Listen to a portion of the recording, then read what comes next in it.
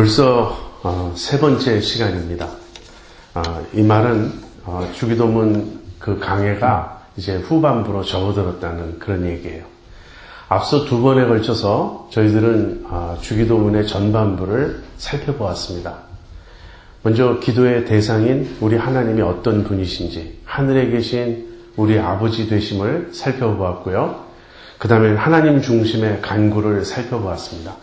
하나님의 이름이 거룩히 여김을 받으시도록, 그리고 하나님의 나라가 임하시도록, 그리하여 하나님의 뜻이 하늘에서처럼 땅에서도 이루어지도록 간구하라고 주님은 가르쳐 주셨습니다.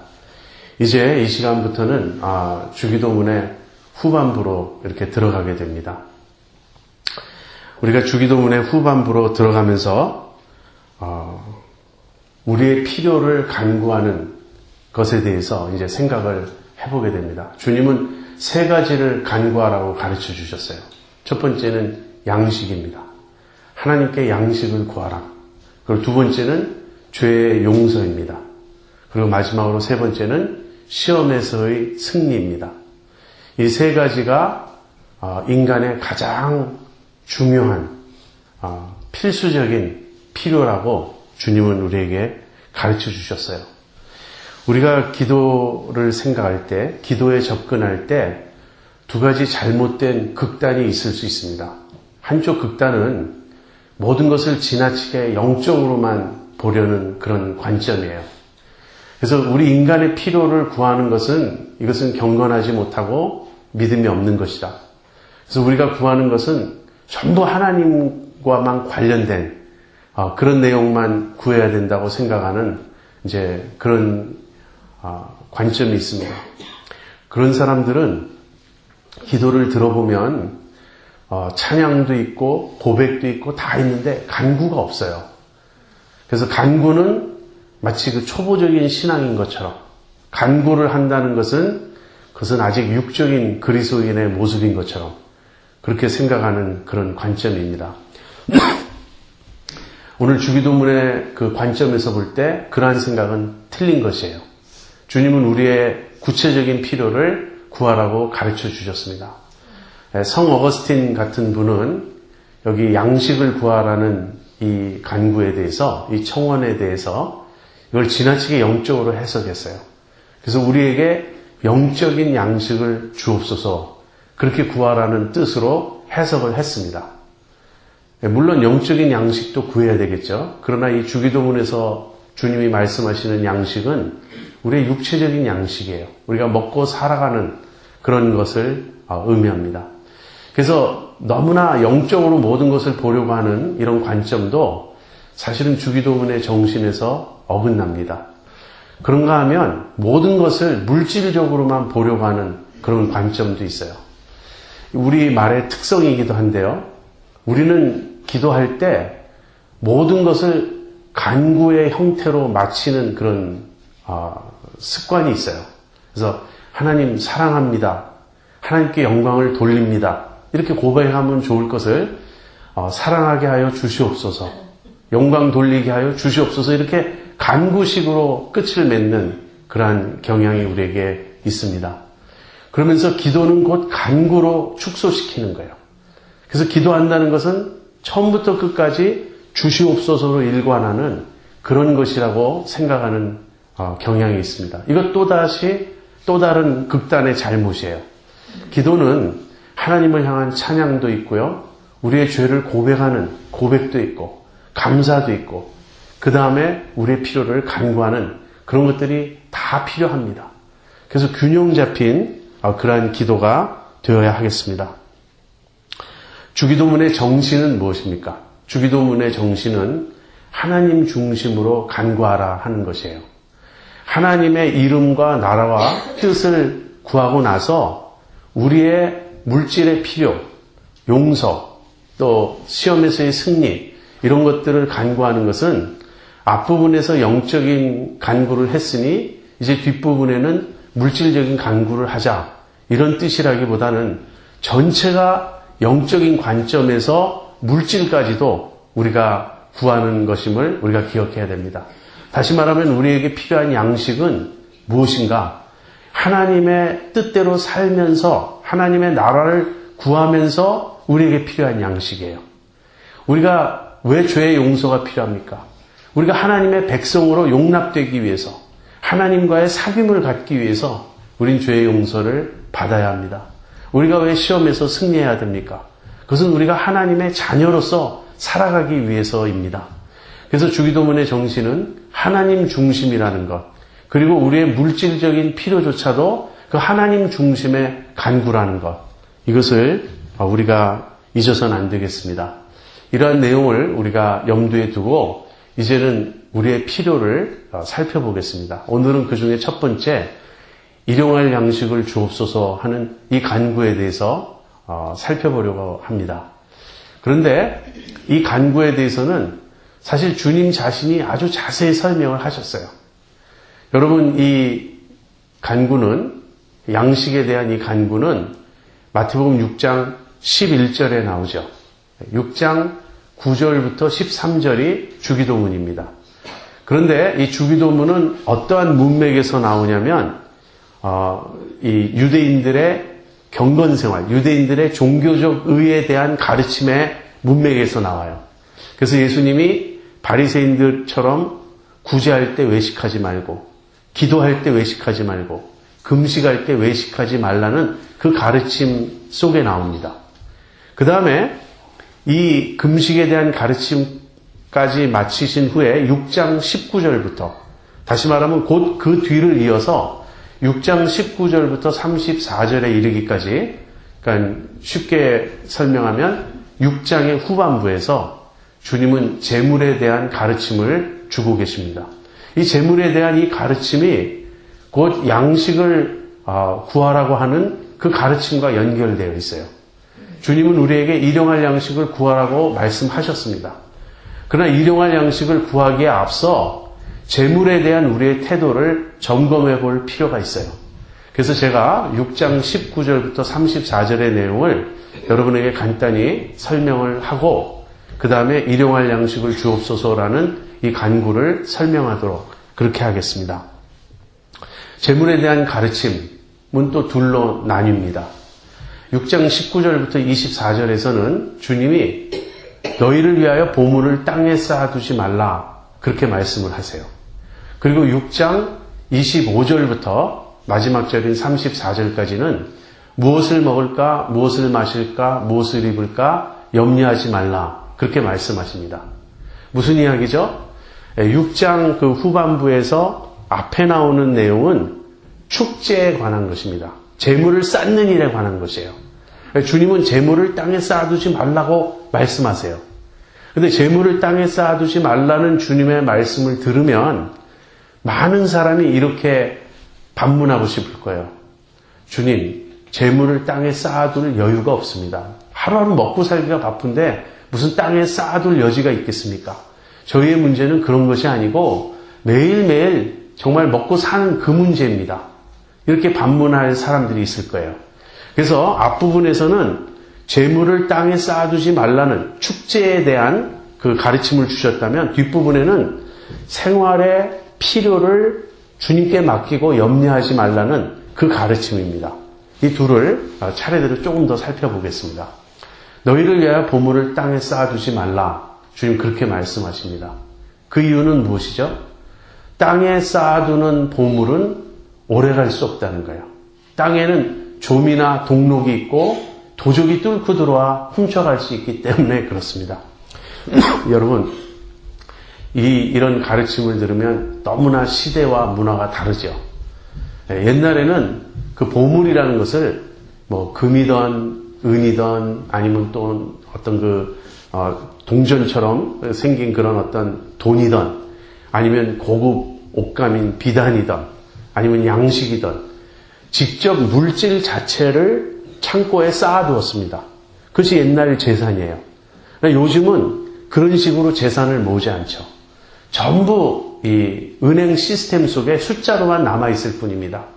나에게 지금 얼마의 그 돈이 은행에 있어요. 그건 누가 훔쳐갈 수 있는 것도 아니고 좀이나 동록이나 이런 것이 쓰는 것도 아니에요.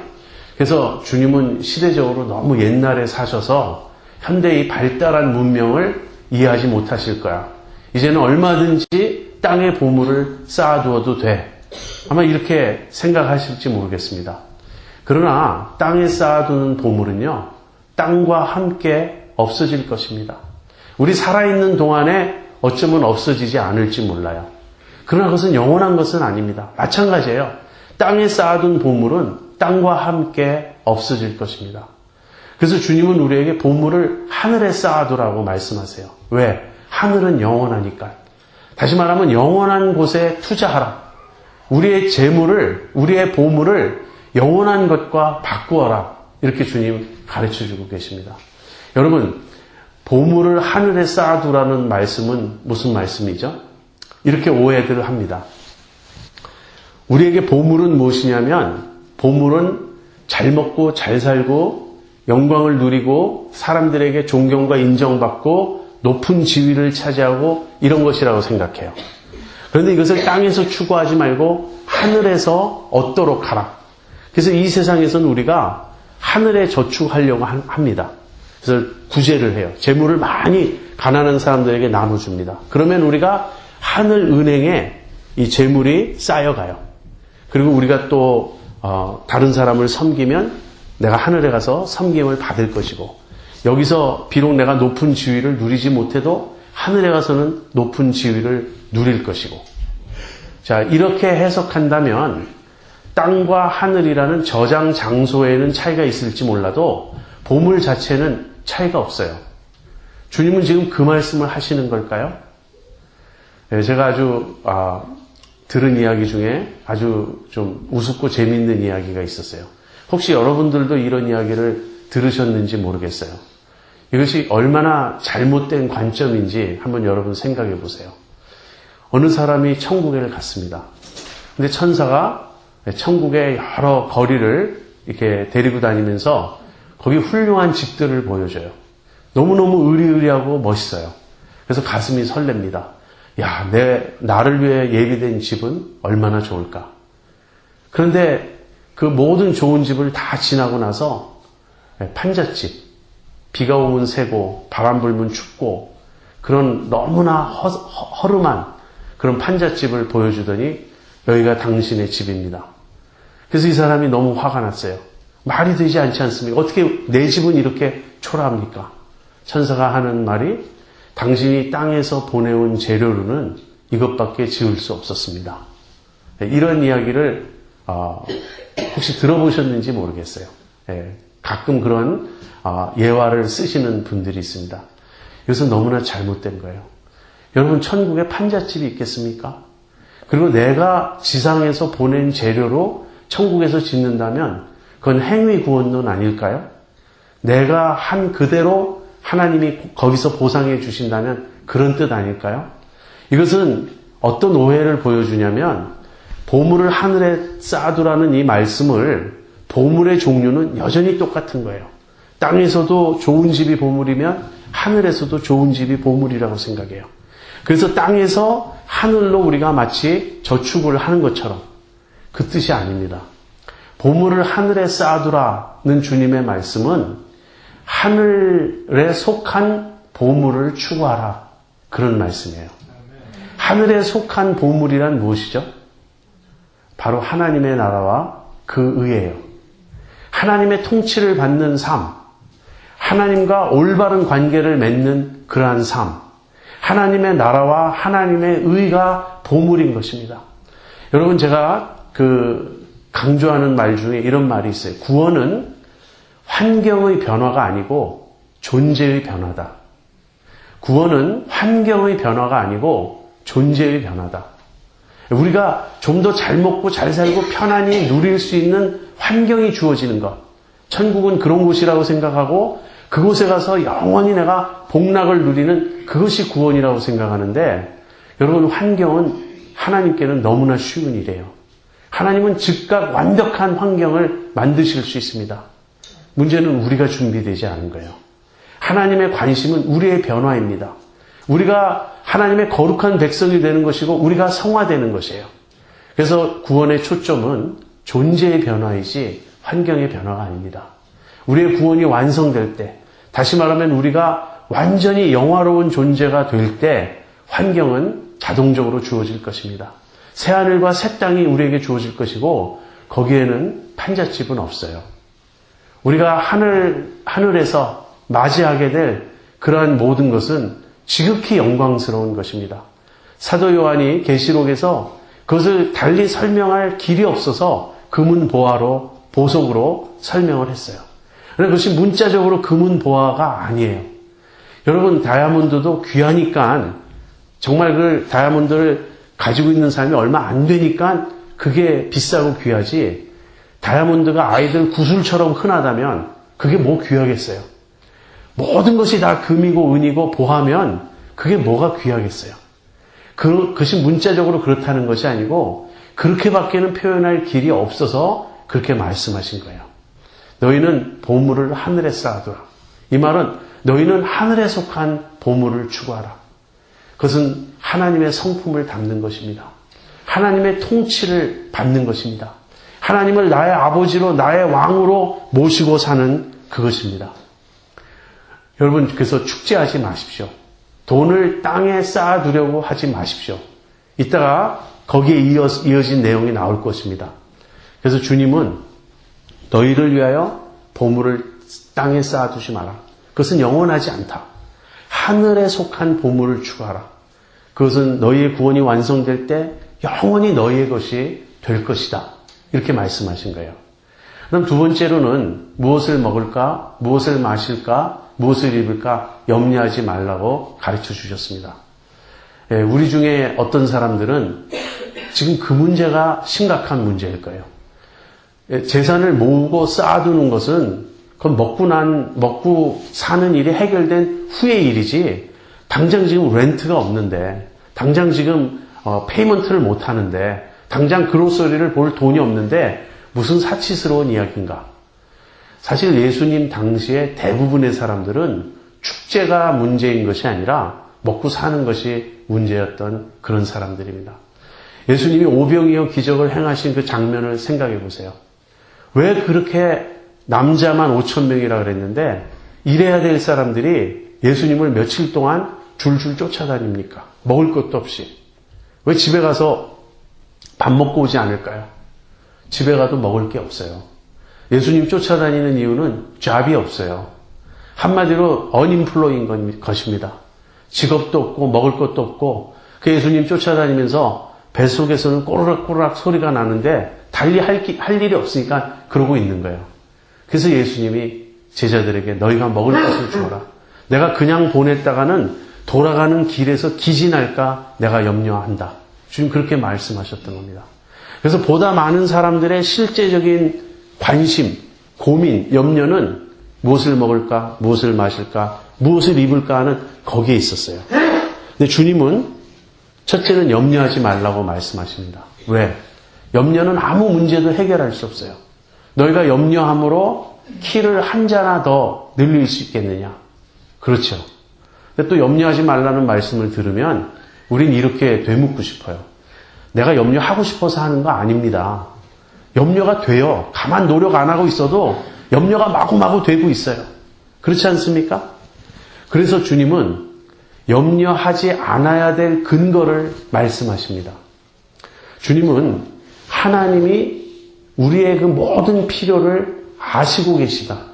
우리가 무엇을 먹어야 할지, 무엇을 입어야 할지, 무엇을 마셔야 할지, 우리가 정말 필요로 하는 것이 무엇인지 하나님은 다 알고 계시다. 이렇게 가르치신 거예요. 그러면서 주님은 이렇게 말씀하십니다. 들의 백합화를 보아라.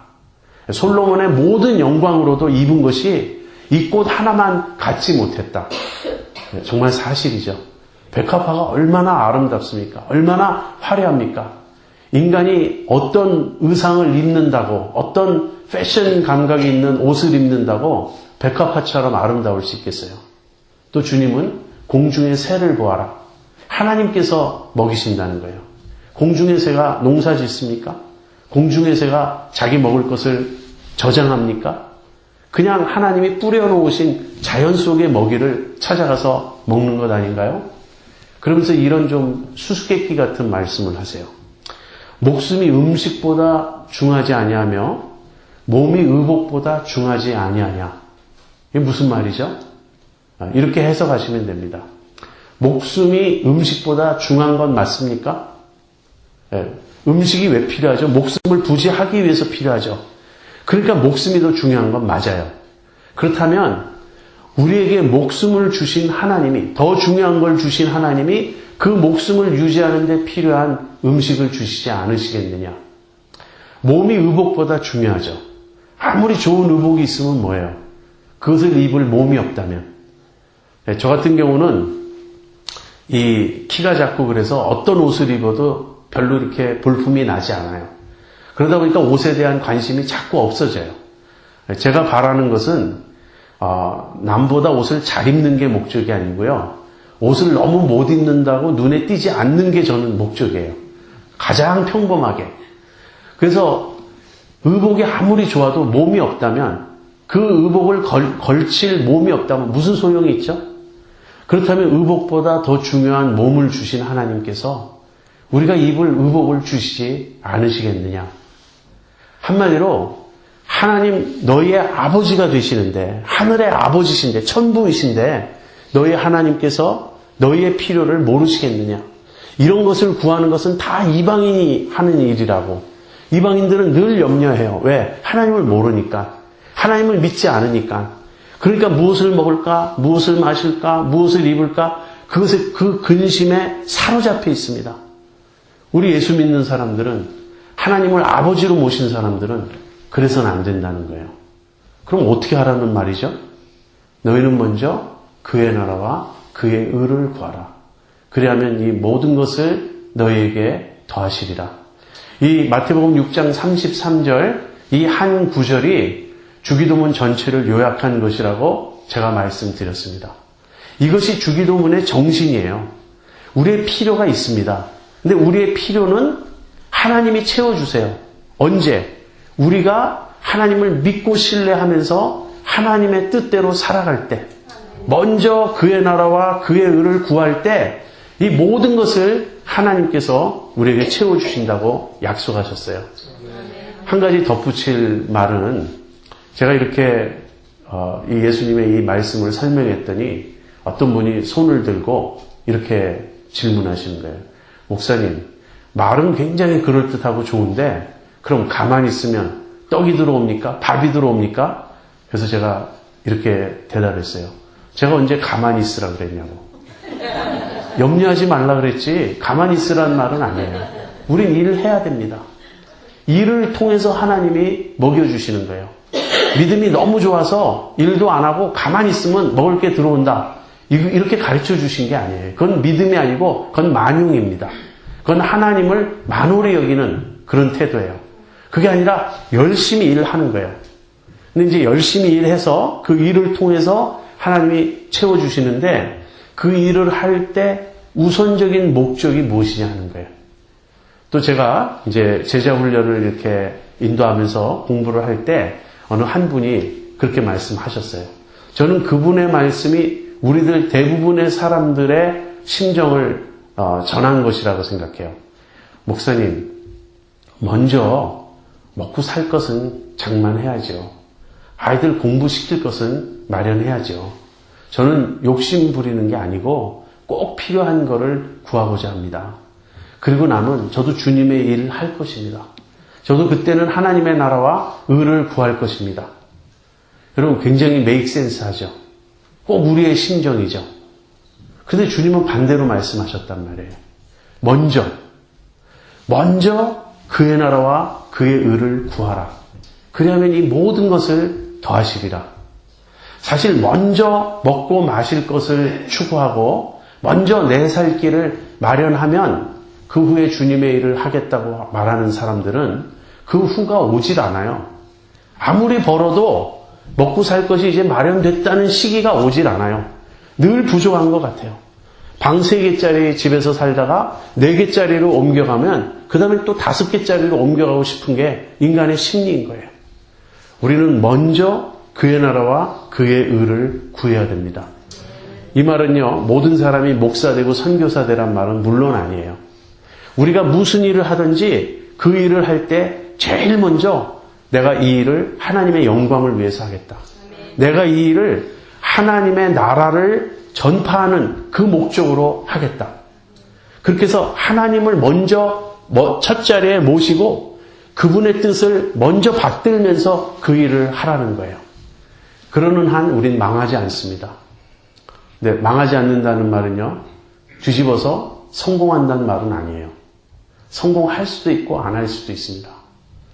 여러분, 주일날 가게 문을 닫았더니 평일날 더 잘 돼서 오히려 주일날 문 연 것보다 더 많은 수입을 얻었다. 이런 간증들이 있죠. 그건 아마 사실일 겁니다. 그러니까 간증하겠죠. 그러나 100사람 중에 그런 사람은 소수예요. 나머지 사람들은 주일날 문 닫았더니 평일날 수입까지도 줄어들어서 살기가 어려워지더라. 그게 우리의 현실입니다. 그럼 왜 주일날 문을 닫죠? 그렇더라도 주님이 내 먹고 살 건 책임져 주신다는 거예요. 우리가 부자는 못 될 수 있어요. 우리가 떵떵거리며 잘 살지 못할 수는 있어요. 하나님의 나라와 의를 구하며 살아갈 때 주님이 약속하신 건요, 우리의 필요를 채워주시겠다는 거예요.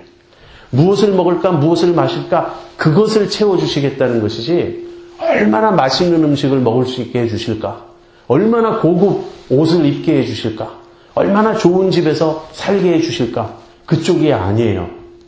그래서 지금 주님은 필요를 말씀하시는 겁니다. 너희에게 꼭 필요가 있느냐? 그 필요에 대해서는 염려하지 말라. 그건 하나님이 염려하실 일이다. 하나님이 너의 아버지시니 하나님이 응당 다 책임져 주실 일이다. 그러니 너희는 너희의 필요에 전전긍긍하지 말고 하나님의 뜻을 좇아 하나님의 나라와 그분의 의를 구하며 살아라. 그러면 하나님께서 너희의 필요를 채워주실 것이다. 너희의 허영심을 만족시켜 주실 것이다. 너희의 욕심을 채워주실 것이다. 그 말이 아니에요. 오해하지 마십시오. 자, 이 재물에 대한 주님의 가르침을 염두에 두어야 오늘날 우리에게 일용할 양식을 주옵소서라는 이 간구의 의미를 알게 됩니다. 주님이 이렇게 구하라고 말씀하셨어요. 일용할 양식을 주옵소서. 영어로는 daily bread예요. 매일매일 그날의 필요를 구하라. 여러분, 우리는 그날의 필요를 구하지 않습니다.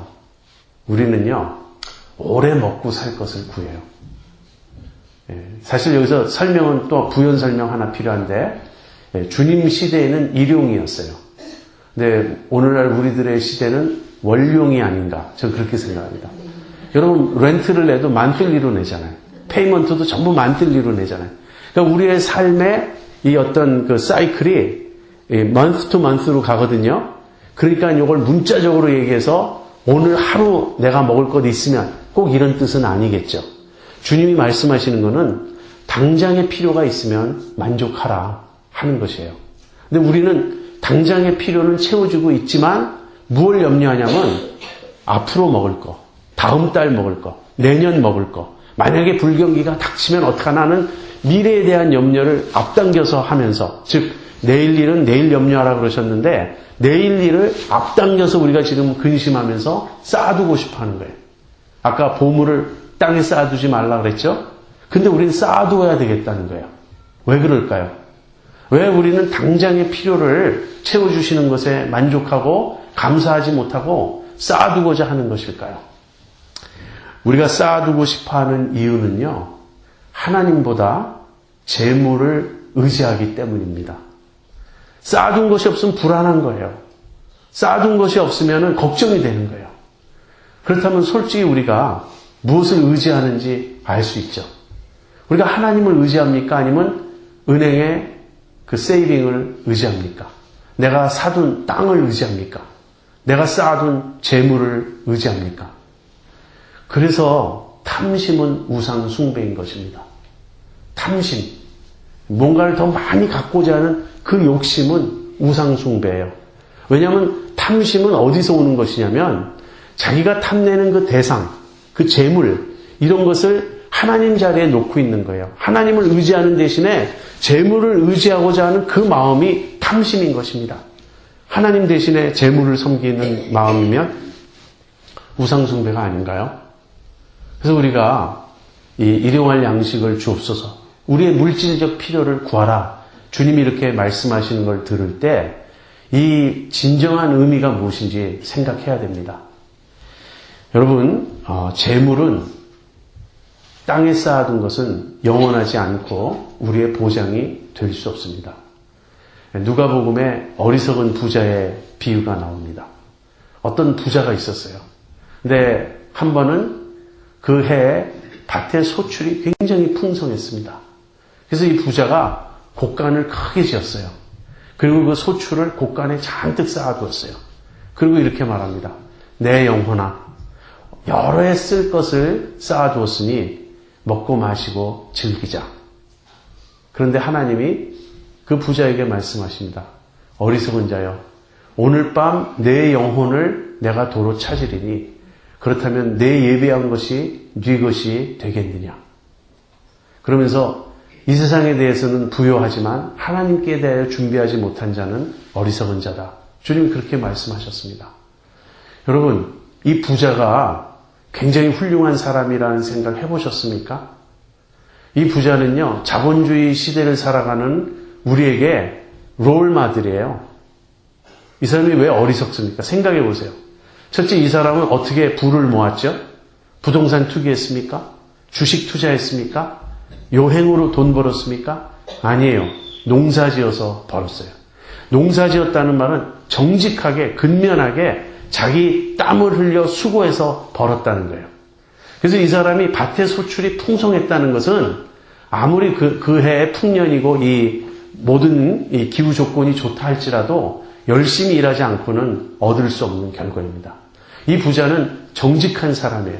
땅은 정말 정직하지 않나요? 콩 심으면 콩 나고 팥 심으면 팥 나고 많이 심으면 많이 거두고 적게 심으면 적게 거두고 부자는 정직하게 근면하게 일했습니다. 그래서 부자가 모은 그 재산은 정당한 거예요. 그렇죠? 두 번째, 이 부자가 밭에 소출이 많자 이제 잘 됐다. 이걸 전부 팔아가지고 화폐로 바꿔 돈으로 바꿔가지고 라스베가스에 한번 다녀오자. 뭐 흥청망청 놀자. 그러지 않았죠. 이 부자는 저축했습니다. 곡간에 쌓아두었어요. 함부로 낭비하지 않고 다 모아두었다는 거예요. 얼마나 장래성이 있습니까? 얼마나 참 검소합니까? 그리고서 내 영혼아, 내가 여러 해 쓸 것을 쌓아두었으니 이제 먹고 마시고 즐기자. 노후 대책을 분명히 한 거예요. 열심히 일해서 자기 생활의 보장을 스스로 마련하고 이제 얼리 리타이어먼트 할 수 있는 그런 사람입니다. 근데 이 사람이 어리석은 거 맞나요? 결과적으로 어리석잖아요. 왜냐하면 쌓아놓은 재물을 못 누렸잖아요. 다 쌓아두고 나서 죽었잖아요. 즐기기 전에 죽었잖아요. 하나님이 그 생명을 도로 찾으셨잖아요. 이럴 때 우리는 어떻게 반응하죠? 참 안 됐다고. 그렇게 고생하더니 이제 정말 살만하니까 하나님 거두어 가셨다고. 우리는 동정합니다. 우리는 불쌍히 여깁니다. 그러나 하나님의 평가는 어리석은 자라는 것입니다. 여러분, 우리의 생명 자체가 우리 것이 아니잖아요. 우리가 얼마나 오래 살지 우리가 어떻게 압니까? 정말 죄송한 얘기인데요.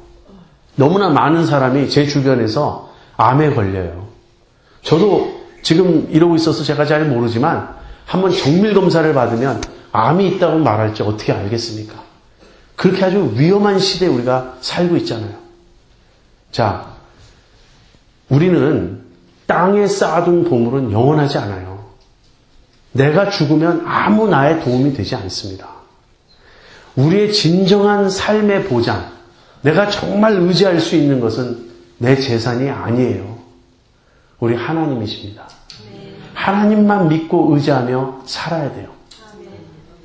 그래서 이 교훈을 우리는 구약에서 얻습니다. 이스라엘 백성이 출애굽하고 광야를 지나갈 때 하나님이 만나를 주셨습니다. 근데 만나 이야기 여러분 아십니까? 매일 그날 먹을 것만 거두라 이렇게 말씀하셨어요.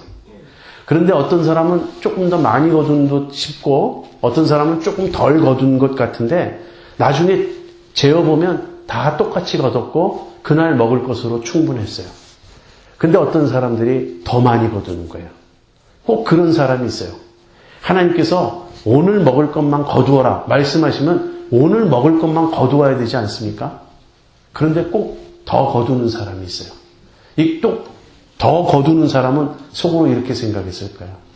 저렇게 하나님 말씀 듣고 고지고대로 당장 먹을 것만 쌓아두면 어떡하냐고. 사람이 미래성이 있고 예비성이 있어야지. 그래가지고 더 쌓아뒀는데 어떻게 되죠? 벌레나고 상하고 냄새나고 못 먹게 되잖아요. 왜 하나님이 그렇게 만나를 주실 때 매일매일 그날 먹을 것만 거두라고 하셨을까요? 재밌는 건요. 안식일 전날에는 이틀분을 거두라 그러셨어요. 그런데 그땐 이틀분을 거둬도 벌레도 나지 않고 상하지 않았어요. 그리고 안식일에는 거두지 말라 그랬는데 또 안식일에 거두러 나가는 사람이 있어요. 나가봐야 만나가 없는데. 저는 이런 이야기를 읽다 보면 막 화가 나요. 제가 모세라면 불러다 가지고 혼을 내주겠어요. 도대체 왜 이렇게 말을 안 듣느냐고. 그냥 하루 먹을 거 쌓아두라 그러면 하루 먹을 거 거두라 그러면 하루 먹을 거 거두고 안식일에 나가지 말라 그러면 나가지 않아야 될 거 아니에요. 그런데 그 사람들 비난하는 건 쉬운데 오늘 나의 삶 속에서는 만나의 교훈을 내가 전혀 못 배우고 있다고요. 내일 일을 염려하지 말라 그랬는데 내일 일뿐 아니라 내년 일까지 우리는 염려하고 있다고요. 그리고 일용할 양식을 구하는 게 아니라 월용할 양식도 아니라 아주 오랫동안 먹고 살 아니면 자손에게 물려줄 유산까지 걱정하면서 우리가 살아가고 있다고요. 우리는 만나의 교훈을 배우지 못했습니다. 다시 말하면 우리는 하나님을 아버지라고 입으로는 부를지 몰라도 마음으로는 하나님을 아버지로 모시고 있지 않은 것입니다. 여러분, 제가 현대교회의 문제점으로 가장 심각하게 생각하는 것은요, 기복주의예요. 예수 믿으면 성공하고 건강해지고 돈 많이 벌고 잘 산다, 출세한다. 이것은 성경적인 가르침이 아닙니다.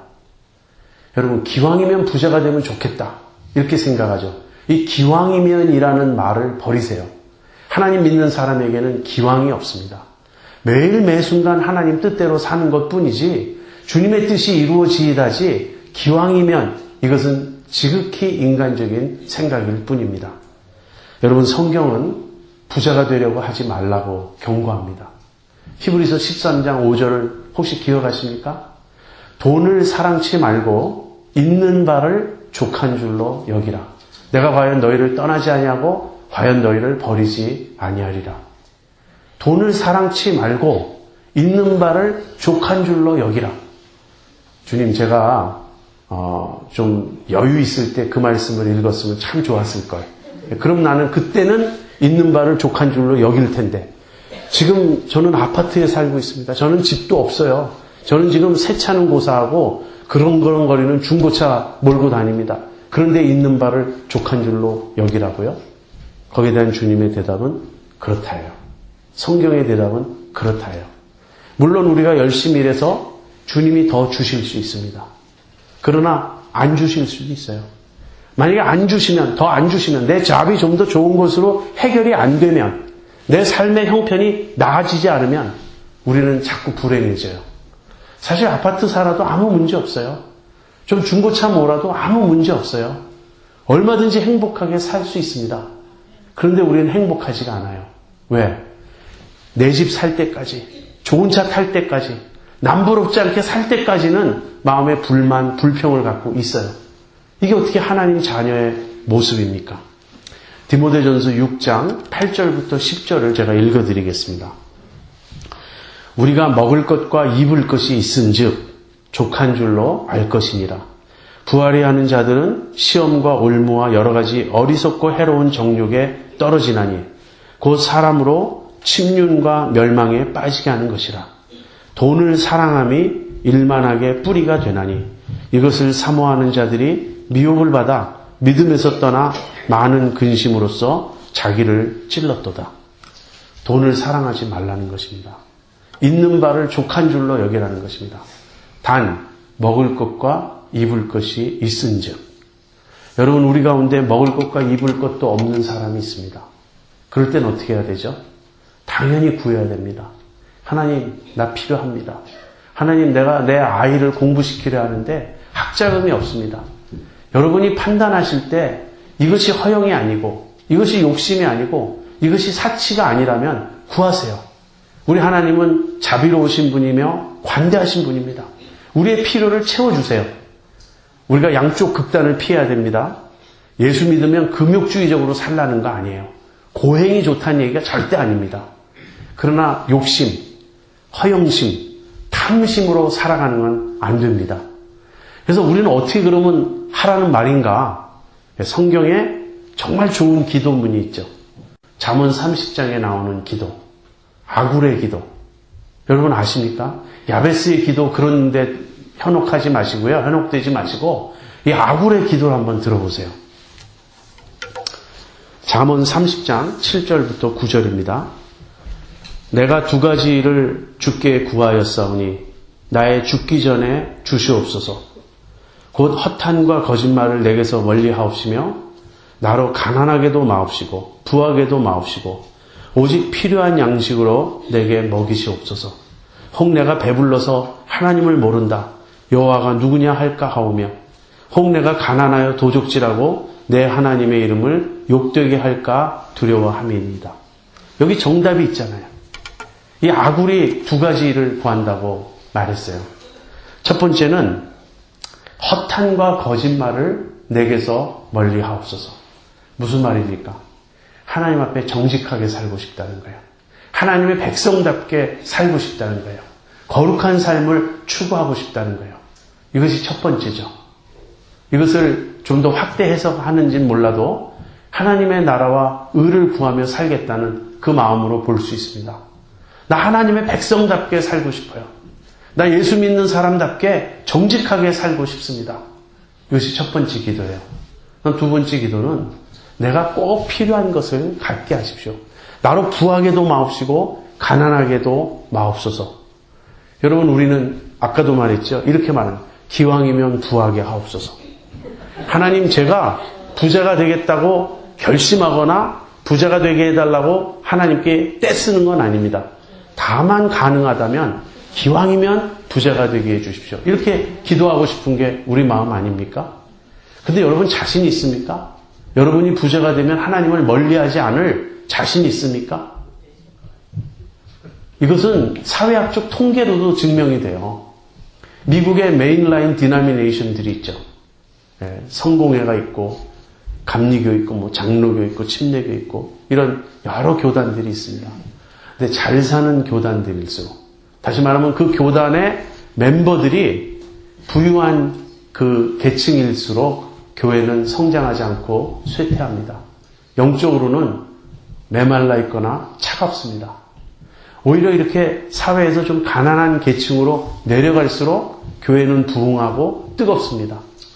이것이 전부를 설명할 수 있는 건 아니지만 중요한 지표라고 생각해요.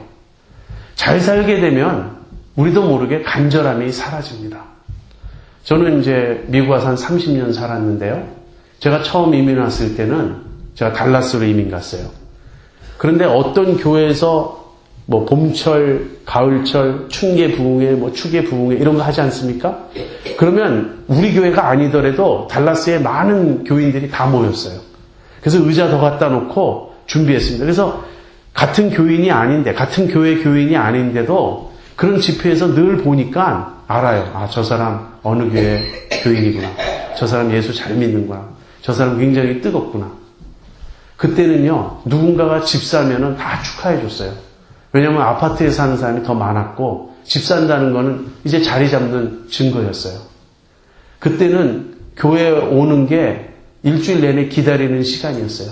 미국 처음 이민 와서 삶이 고달프고 우리 동족이 그립고 그래서 예배 때 우는 사람이 참 많았어요. 그때 목사님들의 설교가 지금 목사님들의 설교보다 더 신령했다. 꼭 그런 건 아닐 거예요. 그러나 많은 사람이 마음이 가난했어요. 주님을 사모했어요. 요즘에는 어떻죠? 요즘에는 사람 보러 교회 올 필요가 없어요. 너무나 주변에 한국 사람 이미 많아요.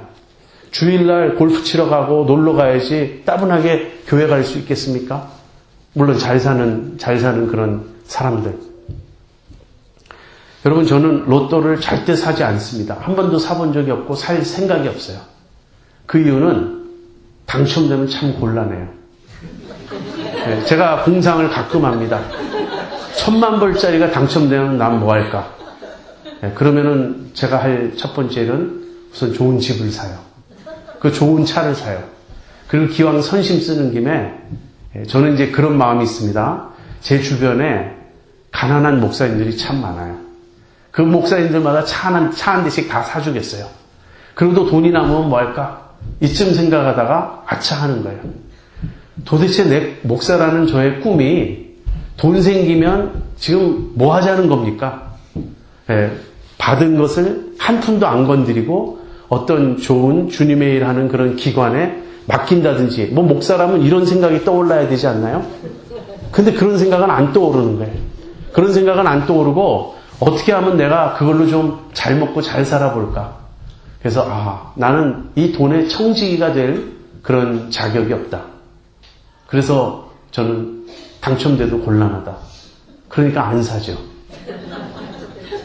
여러분 정말 마음속에 지금 있는 바를 족한 줄로 여기십니까?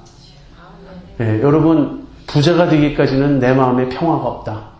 혹시 그러시진 않습니까? 주님의 말씀이잖아요.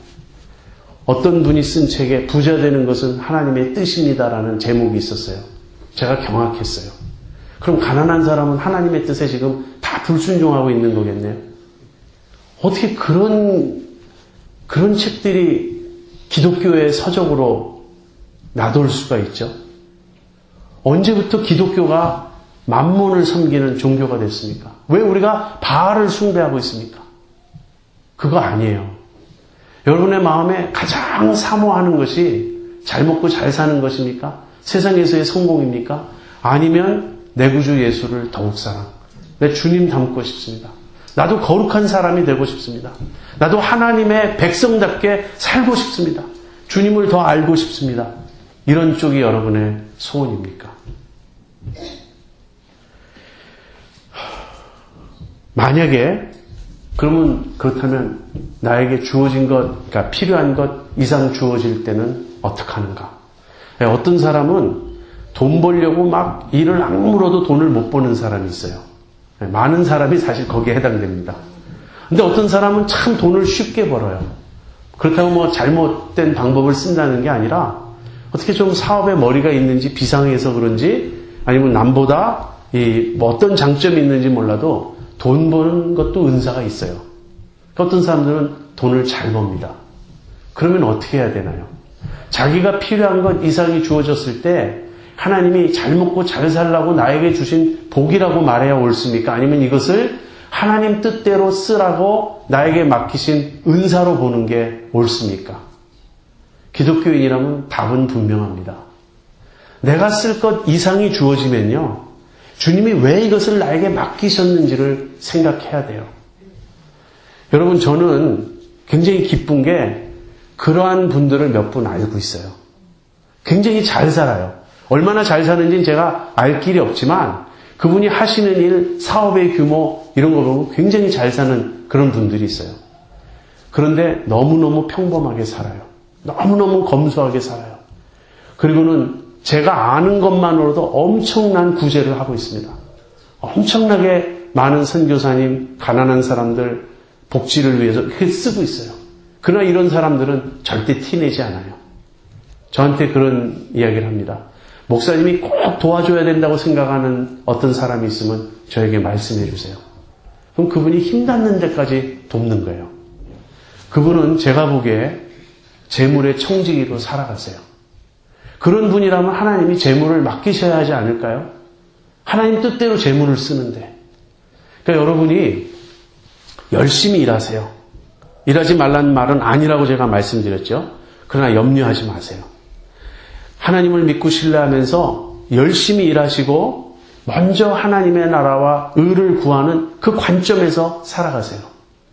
만약에 그렇게 살아갈 때 여러분에게 주어진 것이 생활의 필요를 채워주는 것이면 만족하고 감사하세요. 그것이 하나님이 여러분에게 주시는 분복일 거예요. 만약에 여러분이 그렇게 열심히 일함에도 불구하고 생활의 필요가 맞지 않는다. 정말 만스 투 만스 그 페이첵 투 페이첵으로 살아가기가 너무나 힘들다. 그러면 구하세요. 하나님, 제가 부족합니다. 저에게 더 공급해 주세요. 만약에 여러분 쓸 것보다 더 많이 받았다면 그 다음에 이 돈을 가지고 어떻게 내가 즐길까? 그쪽으로 생각이 가지 마시고요. 주님, 제가 이것으로 무엇을 하기를 원하십니까? 그렇게 생각해야 옳다는 거예요. 주님은 우리에게 일용할 양식을 구하라. 그렇게 말씀하셨습니다. 이 일용할 양식을 구하라는 이 말씀은 부자들, 땅에 돈을 쌓고자 하는 사람들에겐 대단히 실망스러운 그런 말씀이에요. 일용할 양식은 나 이미 있어요. 그거보다 더 많이 있어요. 근데 이것으로 만족을 못하고 있는데 기껏해야 일용할 양식을 구하라고요? 그러지 말고 모든 사람이 부러워할 수 있는 최고의 부자가 되게 해달라고 구하면 안 되겠습니까? 우리가 흔히 생각하는 건요, 우리가 부자가 되면 하나님의 영광을 받으실 거라고 생각해요. 그렇지 않습니다. 여러분, 세상에서 최고 부자들 뉴스에서 가끔씩 읽죠. 멕시코의 어떤 사람이 지금 돈이 제일 많대더라. 2위는 빌 게이츠래더라. 3위는 또 누구래더라. 한국에서는 누구래더라. 그 사람들 중에 크리스찬이 많습니까? 난 크리스찬이 많습니까? 대부분은 제가 알기로는 난 크리스찬이에요. 예수 잘 믿는다고 그렇게 되는 거 아니라고요. 여러분, 사도 바울이 어떻게 살았습니까? 사도 바울처럼 불행하게 산 사람이 없잖아요. 그러나 여러분, 사도 바울 동정하십니까? 저는 제가 제일 부러워하는 사람이에요. 사도 바울이. 그가 당한 고생에 내가 동참할 자신은 없지만 그렇게 한번 예수님에게 미쳐보고 싶어요. 그렇게 한번 복음에 미쳐보고 싶어요. 그렇게 한번 자신의 모든 것을 불살라서 주님의 일꾼으로 살아보고 싶어요. 여인이 낳은 자 중에 최고 큰 자라고 예수님이 칭찬하셨던 세례 요한은 어떻게 살았나요? 세례 요한은요, 광야에서 살았어요. 집이 없었어요. 세례 요한은 낙타 털옷을 입었어요. 그거 가죽옷 좋은 것 아닙니까? 뭐 이렇게 질문하신다면 그거는 가죽 옷이 아니에요. 그냥 가죽이에요. 가죽을 그냥 얼기설기 이렇게 몸에 걸치는 옷이라고 할 수가 없는 거예요. 메뚜기와 석청을 먹었다. 굉장히 델리커시, 아주 맛있는 음식일까요? 여러분, 우리는 하루도 먹지 못할 거예요. 그렇게 살았어요. 그러나 세례 요한은 불행하지 않았습니다. 세례 요한은 하나님 나라의 도래를, 하나님 나라가 이 땅에 임하는 것을 꿰뚫어 본 사람이에요. 얼마나 성령 충만한 그런 사람입니까? 우리 주님이 대표적인 예 아닌가요? 주님 그렇게 말씀하셨어요. 여우도 굴 있고 공중에 나는 새도 보금자리가 있지만 인자는 머리 둘 곳이 없도다. 머리 둘 곳도 없으셨던 주님을 믿고 따르는 우리들이, 물론 우리는 주님처럼 살 자신은 없어요. 머리 둘 곳은 있어야겠죠. 주님이 약속하신 것은 너희의 필요는 하나님이 채워주신다. 염려하지 말라. 이렇게 가르쳐 주셨으면 이게 얼마나 감사한 일입니까? 근데 주님을 따르는 우리가 잘 먹고 잘 사는 것이 우리의 소원이고 꿈이라면, 그리고 그것을 이루어 주십니다. 이렇게 누군가 외칠 때 아멘 아멘 하면서 그것이 복음인 것처럼 우리가 생각한다면 이건 기독교가 아니에요. 이거는 바알 숭배고 우상 숭배고 이것은 타락한 그러한 교회의 모습인 것입니다. 여러분, 일용할 양식을 주신다는 주님의 이 약속은 얼마나 고마운 약속인가요? 하나님이 나의 아버지가 되신다. 우리의 모든 쓸 것을 아신다. 염려하지 말아라. 들의 백합화를 보아라. 공중의 새를 보아라. 주님이 간절하게 우리에게 타이르신 말씀입니다. 아까 내가 쓸 것보다 더 주시면 어떻게 하는가? 제가 그 질문했을 때 답이 당연히 우리 지체들을 돌아보고 어려움 가운데 있는 사람을 도와야 한다. 제가 이렇게 말씀드렸죠. 주님이 이렇게 기도하라고 말씀하셨어요. 오늘날 우리에게 일용할 양식을 주옵시고. 여러분, 여기 새소망 침례교회 교우들이 한자리에 모여서 간절한 마음으로 이 주기도문을 기도한다고 생각해 보세요. 그런데 여러분이 기도하는 중에 우리 중에 양식 없는 사람이 있어요. 우리 중에 좀 못 살고 잘 사는 차이는 당연히 있습니다. 어떤 사람은 좀 더 여유 있고 어떤 사람은 참 빠듯하게 사는 것, 그런 걸 말하는 게 아니에요. 근데 우리 중에 정말 길거리에 나앉게 된 사람이 있어요. 우리 중에 정말 먹을 것이 없는 사람이 있어요. 만약에 그렇다면 기도하다가 갑자기 영감이 와야 돼요. 우리에게 일용할 양식을 주옵소서 기도했는데 우리 중에 일용할 양식이 없는 사람이 있는 거예요. 그럼 어떻게 해야 되죠? 주님, 제가 나누겠습니다. 제가 돕겠습니다. 그렇게 하는 게 이 기도의 정신이라고 제가 첫날 말씀드렸습니다. 예루살렘 교회를 기억하시나요? 사도행전 2장 또 4장에 나오는 예루살렘 교회. 예루살렘은 굉장히 가난한 그런 교회였어요. 예루살렘 교회는. 그래서 오죽 가난하면 사도 바울이 이방인 교회 선교를 다니면서 이방인 교회에서 구제 헌금을 모아가지고 그걸 가지고 예루살렘을 찾아갔던 그런 식으로 그런 만큼 가난한 교회였어요. 그 예루살렘 교회는. 그래서 굶주리는 사람이 많았습니다.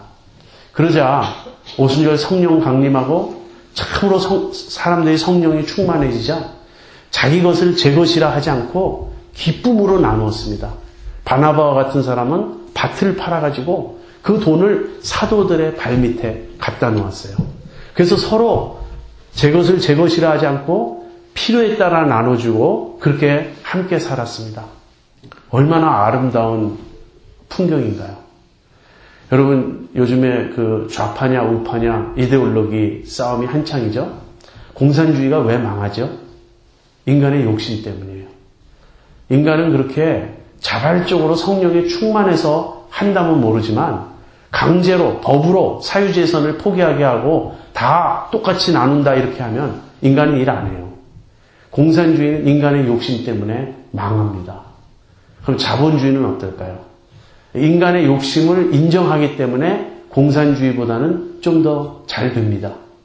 그러나 자본주의도 인간의 욕심 때문에 망할 것입니다. 결국 문제는요, 사회 구조와 제도에 있지 않아요. 사회 구조와 제도도 문제이지만 문제는 우리 안에 있어요. 우리 안에 욕심에 있어요. 지금도 하나님이 인류에게 주신 모든 것은 모든 인류가 골고루 나누면 충분히 먹고 살 수 있는 것입니다. 아무도 굶주릴 필요가 없는 것을 하나님이 주셨어요. 그러나 인간은 약하고 악하고 여전히 계속 그런 일은 일어날 것입니다. 그래서 우리에게 하나님이 명하시는 일은 무엇이죠? 구제하라는 거예요. 어려운 사람을 도우라는 거예요. 우리가 구체적으로 어려운 사람을 돕고 돌아보고 남의 필요를 채우는 그 일을 하는 것이 하나님의 뜻입니다. 직접 내가 그 일은 하지 않으면서 그냥 이론적으로 이데올로기를 말하고 사회 구조의 악을 논하고 하는 것은 얼마나 터무니없는 일일까요? 여러분, 이상하게 구제가 옛날보다 많이 줄었어요. 과거에는 신앙생활 잘한다 그러면 첫 번째로 떠오르는 모습이 남을 돕는다였어요. 그런데 요즘에는 그렇지가 않아요. 신앙생활 잘하는 모습 하면은 뭐가 제일 먼저 떠오르죠?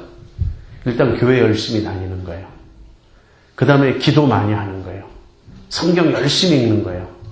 헌금 열심히 하는 거예요. 여러분, 이것들이 나쁘다는 얘기는 물론 아닙니다. 우리가 그렇게 못하니까 참 목사로서 늘 안타깝고 교인들이 좀 그렇게 해주었으면 하는 게 저의 큰 기도 제목입니다.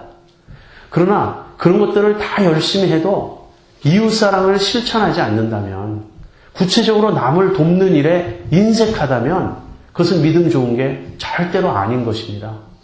우리 하나님의 마음을 알아야 돼요. 오늘날 우리에게 일용할 양식을 줍시고, 주님, 우리가 나누겠습니다. 우리가 서로 돌아보겠습니다.